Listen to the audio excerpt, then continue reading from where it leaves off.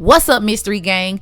All right, you guys. So if you're not already following me, please hit that follow button and hit that notification bell so you're notified every time that I post a new video. Okay, so you guys, make sure y'all hit that notification bell because we're doing this Halloween special and I'm going to be randomly uploading videos every other day. All right, you guys. So the story that I have for you guys today is absolutely nuts. Now, today we're going to be talking about 15-year-old Gregory Ramos. Now, Gregory was from DeBary, Florida, and he lived with his mom. Now, on November 2nd, 2018, everything changed for Gregory because when he came home from school, he noticed that his entire house was ransacked. Now, he also noticed that his electronics were missing, and not only that, his mom was missing, you guys. So Gregory called the police and the police came out. Now, when they came out, they asked Gregory like what was going on and what happened. He told the police that his mom's car was still there, but his mom was nowhere to be found, and he believed that burglars had came to the home. Okay.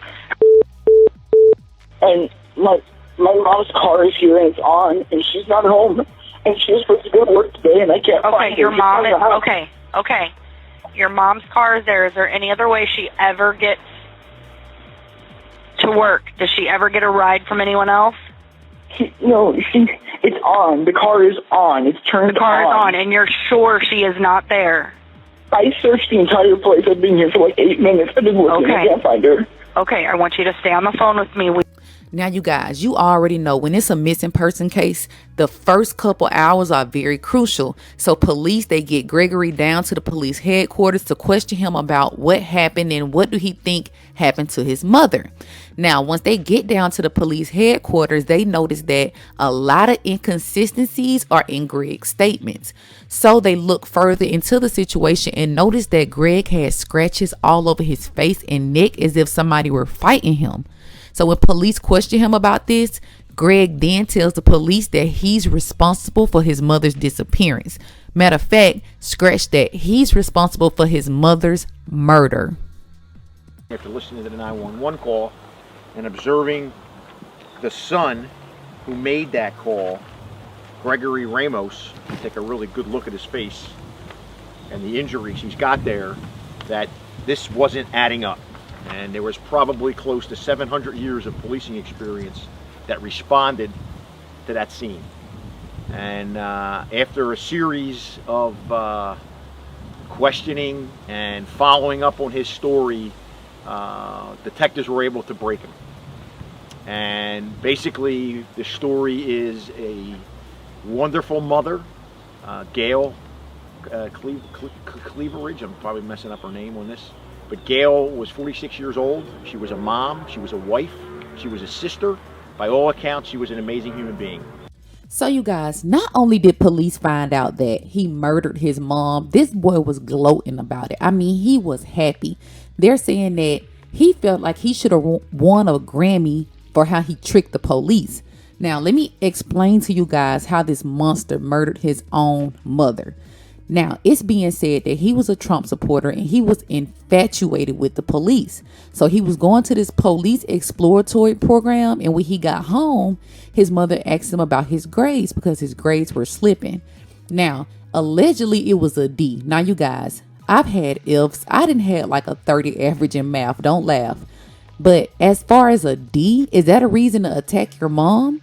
So him and his mom, they're getting into it about this D. Now, he goes to bed and gets back up around 12 a.m. He then goes out and strangles his mom, you guys. This monster strangled his own mother. Now, he then goes back into his room because he feels like, I've killed my mom. I'm done. I've done my deed for the night. But he hears his mom in the other room still, like, I guess, making noises. So he goes back out and realizes his mom is still alive. So you know what he did? This boy literally started strangling his mom again. And this time it took over 30 minutes for his mom to actually die. Now, after all of this, he then goes to the backyard, gets a wheelbarrow, puts his mom's body in a wheelbarrow, and then puts his mom in the back of her own vehicle. Now, it's being said that he then drove around looking for somewhere to dump his mom's body but needed help. So he enlisted the help of two of his friends. Now, 17-year-old Dylan and 17-year-old Brian, these are the two friends that he enlisted in for their help. Now, they did not actually take part in his mother's murder, but they did help him dispose of the body, bury the body at a church. Now, what's so crazy about this is, you guys, even though they did not help him commit this murder, the fact that you guys are helping him bury a body, that is a very, very, very serious charge. So they were charged with accessory, and Greg was charged with first-degree premeditated murder. Now, when everything went to court, what's so crazy is his friends, Brian and Dylan, they both got off and had a bond. Now, but Gregory had no bond and had to stay in jail. Now, at first, they were in juvenile jail, but a judge was like, nah, we're gonna bring Dylan back and we're gonna bring Brian back, and we putting both of them in real county jail. Now, the reason for this is because they both were 17 and the nature of the crime was just so gruesome. I guess the judge just felt like it was better off if all of them was tried as adults, and I honestly agree, because if not tried as adults, they could get out very, very soon.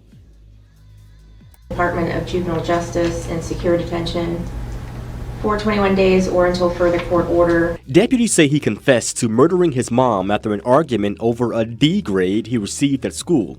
And his friends and now co-defendants also appeared before a judge today too. They're both 17 years old and both now charged with acting as accessories to first-degree murder. Are you Dylan Segleric? Yes, ma'am. A judge ordering Dylan Segleric and Brian Porras to be on supervised home detention. Their families testified in court today and believe home detention is the best option. What electives to choose from here at university that let you learn something completely new?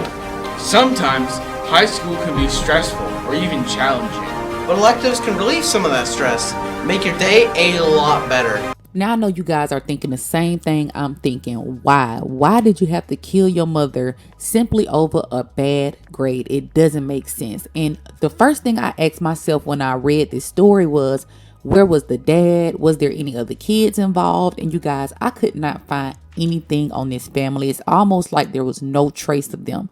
Now, I did find out that the mother was an architect and she was at her job for over 15 years. I also found out that he had a live-in stepdad, but at this particular time, the stepdad was out of state. Now, the stepdad is the person who called the mother and told her that she needed to get on to him about his grades. So that might be the reason why he attacked his mother that night, is because he knew the stepdad was out of town and there was nobody there to protect the mother. Now, another thing is, it's been friends that have came out and said that he did LSD. They're saying that they would sit around, get high, smoke drugs, do LSD, basically almost every other day. So that could have played another role in it, you guys. But I think this kid was just a monster, because the first time he strangled his mother was still alive. He had the opportunity to go back and say, okay, let me make this right. Let me try to save my mother's life, regardless of how much trouble I might get in or whatever, because a mother's love is above and beyond. She would have probably forgiven him for what he did, or if not, she might have just moved on with her life. But the fact that he went right behind himself and strangled his mother again with his bare hands for over 30 minutes. Do you know how long of a death that is, to sit there and get strangled for over 30 minutes? Like, this kid is literally a monster. And you guys, even though he gloated about killing his mother, he even was so happy about his Grammy-winning performance, in his own words, that he gave to the police, he still pled not guilty to first-degree premeditated murder. Like, it really doesn't even matter, because you already confessed. You already told the police that it was a lie, and you have two co-defendants that I'm quite sure are going to throw you under the bus the first chance they get. Now, I feel like this kid should be punished to the full extent. I don't think this was a case of mental health. I don't think this kid snapped. I think this kid was just a brat and was mad because his mom approached him about his grades, and he felt like he could kill his mother and get away with it. I honestly feel like that. Now, it's being said that he was like a Boy Scout and all of that, but that don't mean anything, because at the end of the day, he was a Boy Scout because his mother put him in Boy Scouts. His mother was there for him. Every interview that the police did with people that knew them, they said his mother was a wonderful person. So I honestly feel like this kid was just a brat and he did this out of spite. Now, okay, that's all for this story today. I will be posting another story in a couple of days. Now, you guys, the stories are going to get crazier and crazier. So please make sure that you subscribe. Matter of fact, share this video. You can share it anywhere you want to share it. TikTok, Facebook, Instagram. I don't care, you guys. Share this video. Get me to 15,000 subscribers. And that's all I have for you guys today. Thanks. Bye, guys.